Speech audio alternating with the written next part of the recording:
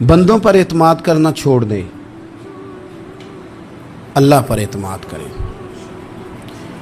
एक एतमाद है अल्लाह के नेक बंदों का, दुआओं का एतमाद, निस्बतों का एतमाद, उसकी बात नहीं कर रहा मैं। दुनियादारों, सेठों, नवाबों, जागीरदारों पर एतमाद की बात कर रहा हूँ। एतमाद खल्क छोड़ दें, एतमाद खालिक करें। बंदों पर भरोसा नहीं, भरोसा अल्लाह की ज़ात पर। जो बंदा रब की ज़ात पर भरोसा करता है मजबूत हो जाता है, ताकतवर हो जाता है, कमज़ोर नहीं पड़ता। ये ज़रूरी नहीं कि आपके दोस्त मुखलिस नहीं थे तो इसलिए आपका काम नहीं हो सका, ये ज़रूरी नहीं होता। हो सकता है आपके दोस्त पूरे मुखलिस हों, ताउन भी पूरा करने को तैयार हों, पर रब करीम का इरादा कुदरती ना हो कि आपका काम हो।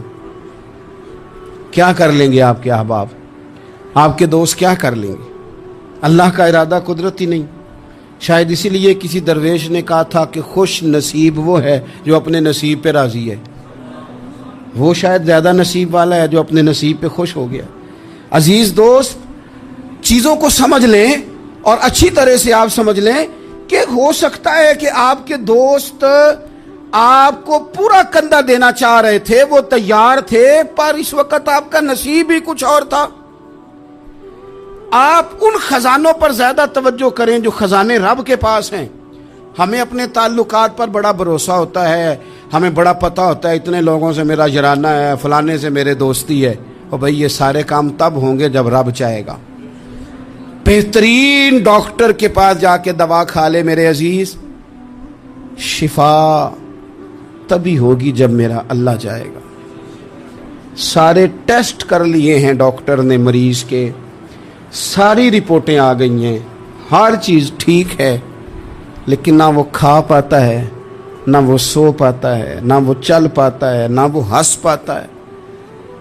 उसने पूरी दुनिया जहां तक उसकी दौड़ थी उसने लगा ली, लेकिन लाजमी नतीजा ये निकलता है कि उसे कहना पड़ता है कि होगा वही जो मेरा रब चाहेगा।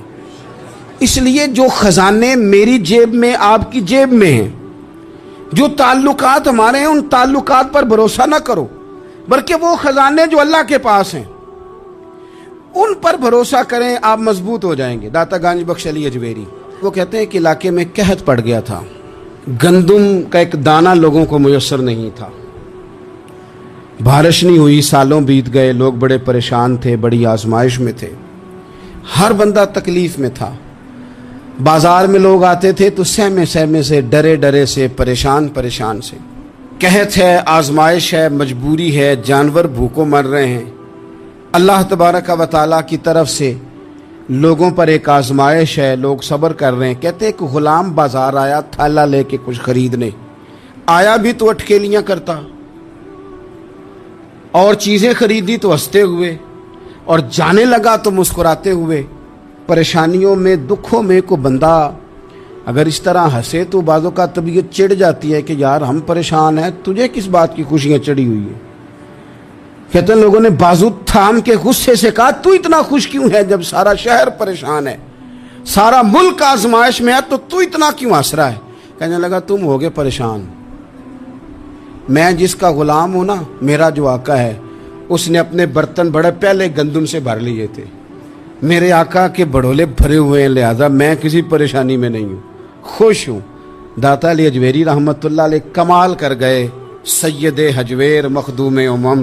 दाता साहब फरमाते हैं अगर तेरा और मेरा रब के खजानों पर इतना भी यकीन हो जाए ना जितना उस गुलाम का अपने आका के खजाने पे है, तो फिर हम हर वक्त रो के ना दिखाएं, फिर हर वक्त हम गुर्बतों के रोने ना रोएं, फिर हर वक्त हम ये मायूसियों की कहानियां ना सुनाएं। लोग अगर कहें कि बड़े दुख हैं, बड़ी आजमाइश है, बड़ी परेशानी है, दुनिया बड़ी तकलीफ में, बीमारियां आ गई, आफतें आ गई, तो बंदा मोमिन हंस के कहता है तुम परेशान हो गए, हम तो जिस रब के मानने वाले हैं उसके खजाने भरे हुए हैं। और हमारा रब अता करता है तो फिर अपने करम से इस तरह अता करता है कि वह यर्ज़ुक़हु मिन हैसु ला यहतसिब। वो कहते हैं मैं इतना दूंगा और वहां से दूंगा कि तुझे खबर भी नहीं होगी, मैं तुझे वहां से दूंगा कि तूने कभी सोचा भी नहीं होगा। आप अगर चाहते हैं कि जिंदगी सुकून में आ जाए, सुकून में, तो लोगों की जेबों पे नजर छोड़ दें, रब के खजानों पे निगाह जमाएं, اتنا نوازتا ہے، اتنا نوازتا ہے، اتنا نوازتا ہے کہ انسان حیران ہو جاتا ہے کہ مجھے اتنا بھی مل سکتا ہے۔ انسان طاقتور ہو جاتا ہے جب وہ سمجھتا ہے کہ سارا کچھ میرے رب کے دست قدرت میں۔ پھر وہ کوئی تخریب نہیں کرتا، کوئی غلط رستہ اختیار نہیں کرتا، کوئی چور دروازہ اختیار نہیں کرتا، بلکہ وہ اپنے رب کی رضا پہ راضی رہنے کا عادی ہو جاتا ہے۔ اب اللہ تبارک و تعالیٰ نے ایک قانون بنایا ہے، اور قانون ہمیں رب کریم نے اس طرح سمجھایا ہے کہ یہ ضروری نہیں ہے کہ جو تم طلب کر رہے ہو یا جو تم چاہ رہے ہو وہی ہو، اور وہ ہو تو وہ تمہارے حق میں بہتر بھی ہو۔ کوئی ضروری ہے کہ جو ہم چاہ رہے ہوں وہ بالکل ٹھیک ہی ہو اور وہ ہمیں مل ہی جائے؟ یہ کوئی ضروری ہے؟ کبھی بھی اپنی زندگی میں اس طرح کی تڑپ نہ پیدا کریں، ورنہ آپ بے چین ہو جائیں گے۔ آپ کی زبان پر کئی شکوے آئیں گے، کئی شکایتیں آئیں گی، آپ بہت ساری جگہوں پہ نافرمانی والے جملے بول دیں گے معاذ اللہ۔ بس رب جو فیصلہ کرے اس پہ راضی رہنا سیکھیں۔ فرما کل نفس ذائقۃ الموت، ہر جان نے موت کا ذائقہ چکھنا ہے۔ یہ پہلے یہ جملہ کہا اور اسی سے ملتا جلتا جملہ آخر میں کہا، اور درمیان میں کیا کہا؟ فرمایا کل نفس ذائقۃ الموت، ہر جان نے موت کا ذائقہ چکھنا ہے۔ وَنَبْلُوكُمْ بِالشَّرِّ وَالْخَيْرِ فِتْنَةً، فرمایا ہم تمہیں آزمائیں گے، بھلائی کے ذریعے بھی اور برائی کے ذریعے بھی ہم تمہیں آزمائیں گے۔ وَإِلَيْنَا تُرْجَعُونَ، اور تمہیں ہماری طرف ہی لوٹ کے آنا ہے۔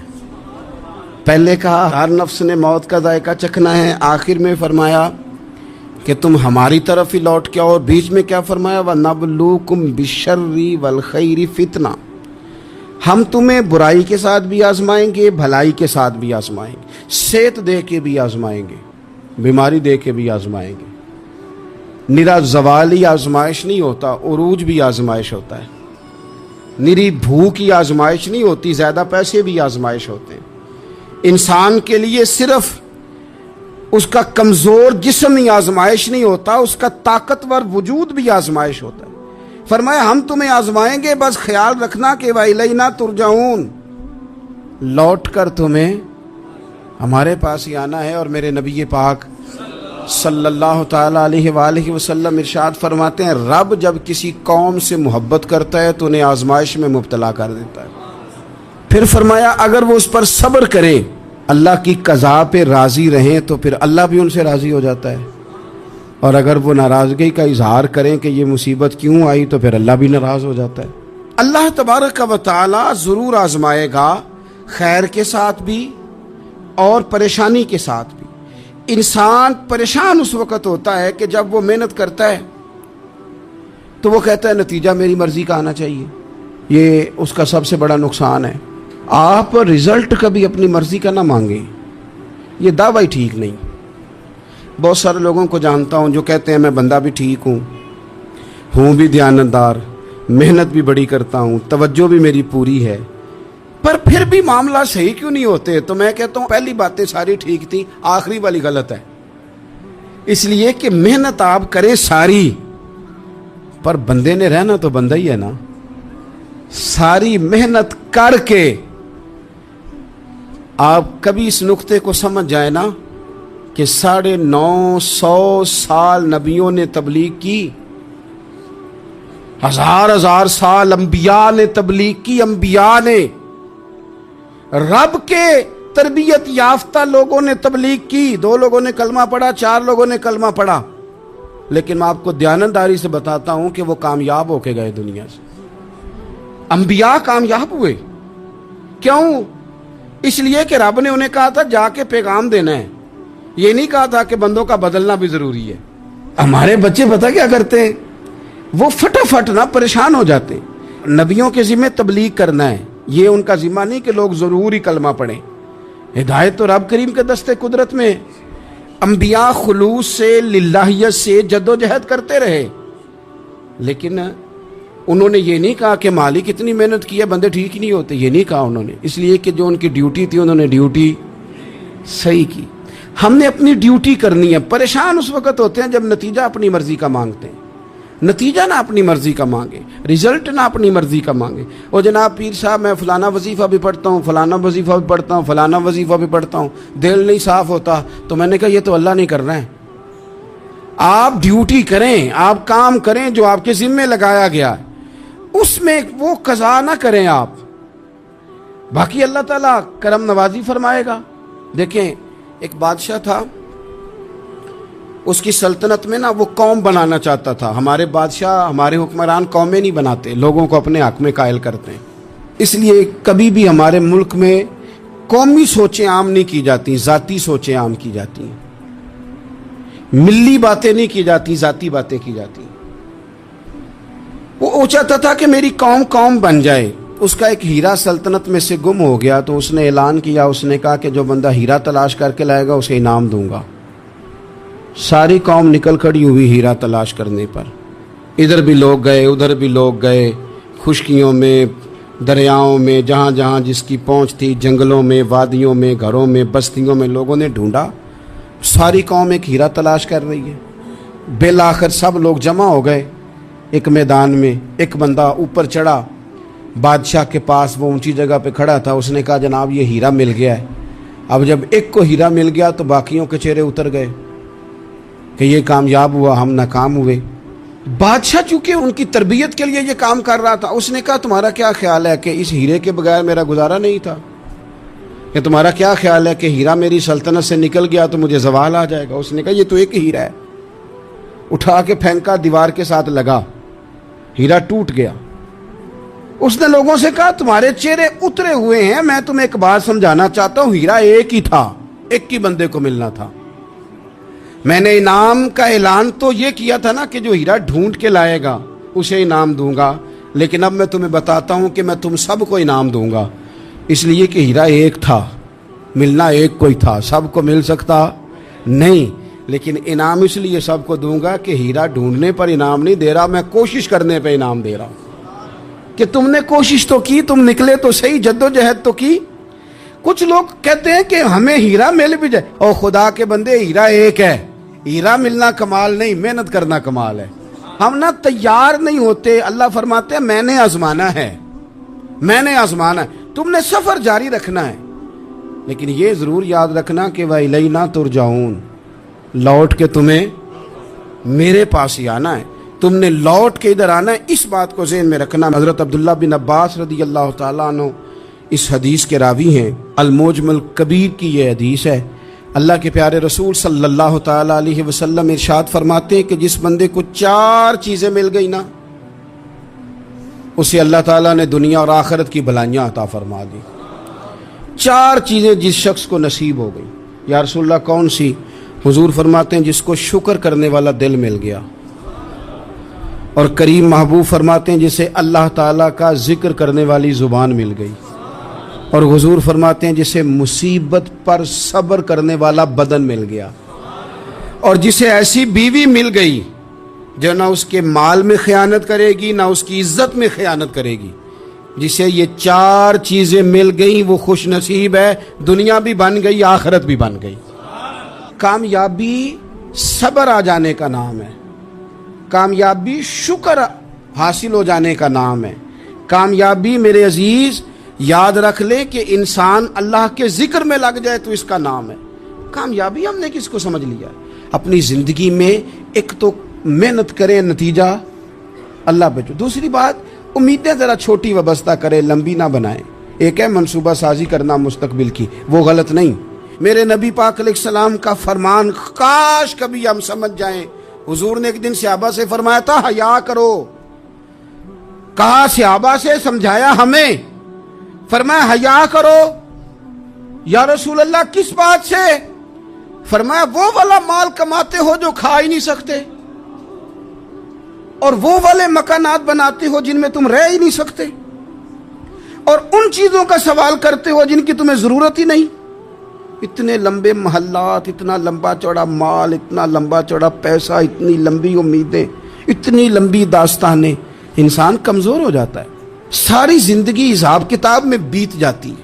دیکھیں نا حضور علیہ السلام نے فرمایا یہ جو غریب لوگ ہیں نا، یہ مالداروں سے 50,000 سال پہلے جنت میں داخل ہو جائیں گے۔ کیوں؟ اس لیے کہ جس کے بیگ زیادہ ہوتے ہیں نا، ایئرپورٹ پہ پھنس جاتا ہے، الجھ جاتا ہے۔ وہ کبھی ایک آیا، دوسرا نہیں آیا، تیسرا نہیں آیا، چوتھا نہیں آیا۔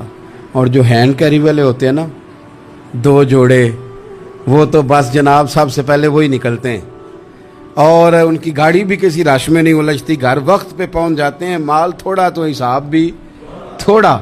تو ہم نا لمبی امیدوں کے چکر میں اس لیے پریشان ہے۔ رب کہتا ہے وَإِلَيْنَا تُرْجَعُونَ، تم نے اپنے گھر واپس آنا ہے، تم نے ادھر لوٹنا ہے۔ تم اتنے لمبے چوڑے معاملات کا شکار نہ ہو جانا۔ آپ اگر سکھی رہنا چاہتے ہیں نا تو عاجزی اختیار کریں۔ کیوں؟ کہ جب آپ عاجزی اختیار کریں گے تو آپ کو اللہ کی مخلوق اچھی لگنے لگ جائے گی۔ کیوں؟ کہ آپ اپنے سے بھی کسی کو بہتر سمجھتے ہیں۔ جب تک آپ میں تکبر ہے، میں نے دیکھا ہے کہ لوگ تکبر کا شکار ہو جاتے ہیں، کسی کو جھوٹا، کسی کو بددیانت، کسی کو فراڈیا، کسی کو دھوکے باز، کسی کو ڈاکو، کسی کو چور، کسی کو غدار، کسی کو فلانا، کسی کو فلانا۔ اصل بات کیا ہے؟ اصل بات یہ ہے کہ اس شخص کے دماغ کے اندر تکبر کا سودا سما گیا، یہ کسی چکر میں پڑ گیا ہے، اس کو ہیضہ ہو گیا ہے پرہیزگاری کا۔ یہ سمجھنے لگے کہ جو میں سوچتا ہوں وہ صرف وہی ٹھیک ہے۔ تیرا یہ دعویٰ ہے کہ ساری مخلوق ٹھیک نہیں، اور میرا رب فرماتا ہے لَقَدْ خَلَقْنَا الْإِنسَانَ فِي أَحْسَنِ تَقْوِيمٍ، میں نے مخلوق بنائی بڑی سونی ہے۔ ہم نا جب یہاں آ جاتے ہیں نا، یہاں ایک شخص تھا جس کا نام تھا بلعم بن باورہ، یہ بڑا مستجاب الدعوات تھا، جو دعا مانگتا تھا اللہ قبول فرما لیتا، پرہیزگار تھا۔ اسم اعظم اللہ نے اسے عطا کر دیا۔ حضرت موسیٰ علیہ السلام کے دور میں حضرت موسیٰ علیہ السلام نے جب اپنی قوم کو لے کے جبارین کے خلاف جہاد شروع کیا، نکلے تو اس طرف آنا تھا جس طرف یہ رہتا تھا۔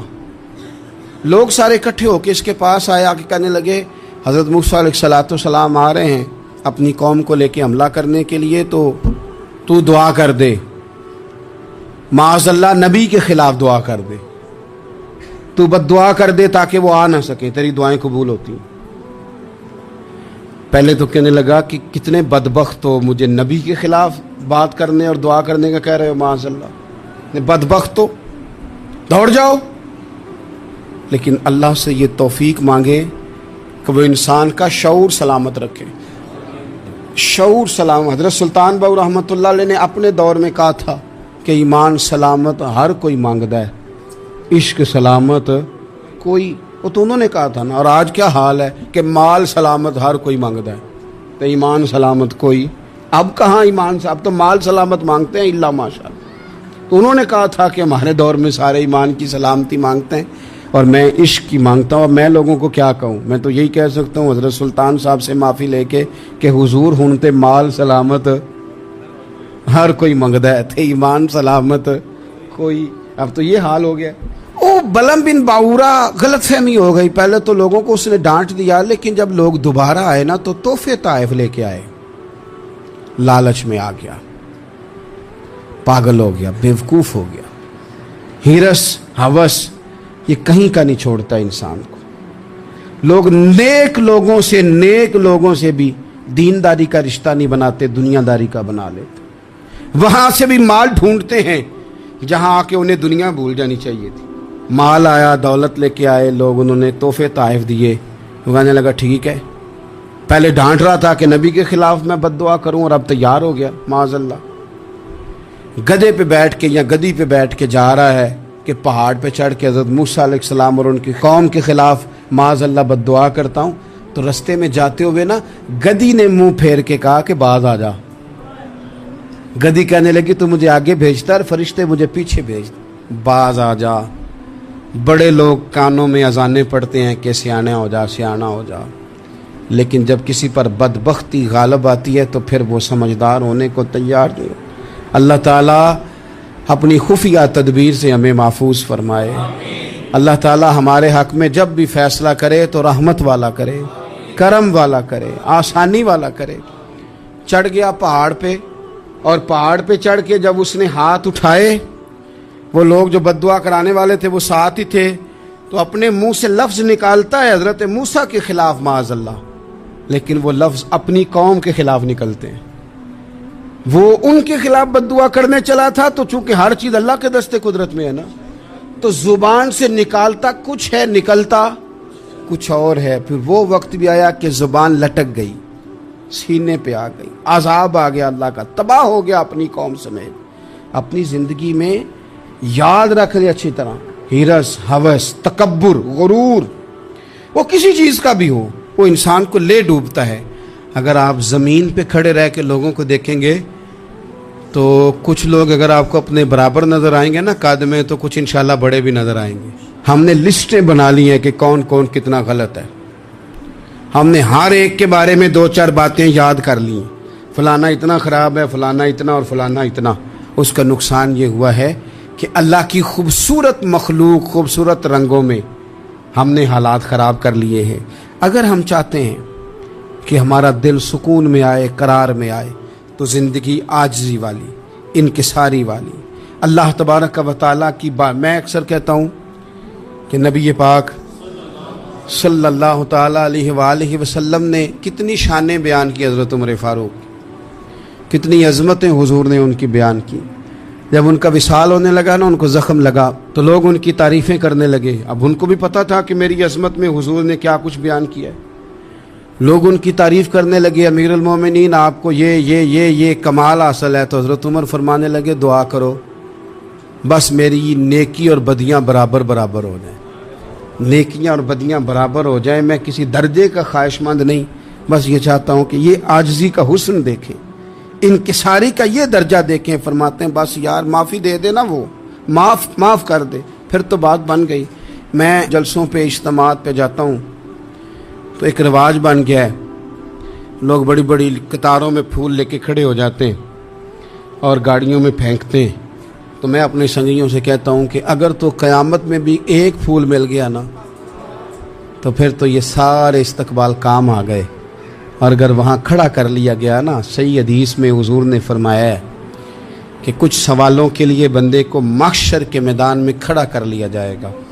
ان سوالوں میں سے ایک سوال یہ بھی ہوگا کہ بتا اپنے علم پر عمل کتنا کیا تھا. تو میں نے کہا اگر تو روک لیے گئے تو پھر ان پھولوں کا کیا بنے گا، پھر تو آزمائش میں آ جائیں گے. اللہم استرنا بسترک الجمیل استغفر اللہ ربی من کل ذنب واتوب الیہ. اے اللہ، جو غلطیاں یاد ہیں ان سے بھی توبہ کرتے ہیں، جو بھول گئی ہیں ان سے بھی توبہ کرتے ہیں، جو ظاہر ہے ان سے بھی توبہ کرتے ہیں، جو چھپی ہوئی ہیں تیرا اور ہمارا راز ہے ہم ان سے بھی توبہ کرتے ہیں. مالک، جہاں جہاں جس جس مقام پر جس جس لحاظ سے عمدن یا سہون بول کر، لہجے سے اور اشارے کنائے سے بھی کہیں کو تیری نافرمانی کر بیٹھے ہیں، تو اس سے بھی تیری پناہ میں آتے ہیں. اپنی پناہ میں رکھیو، اپنی پناہ میں ہمیں ایمان کی موت دیجیے اور صبح قیامت اپنے محبوب کی شفاعت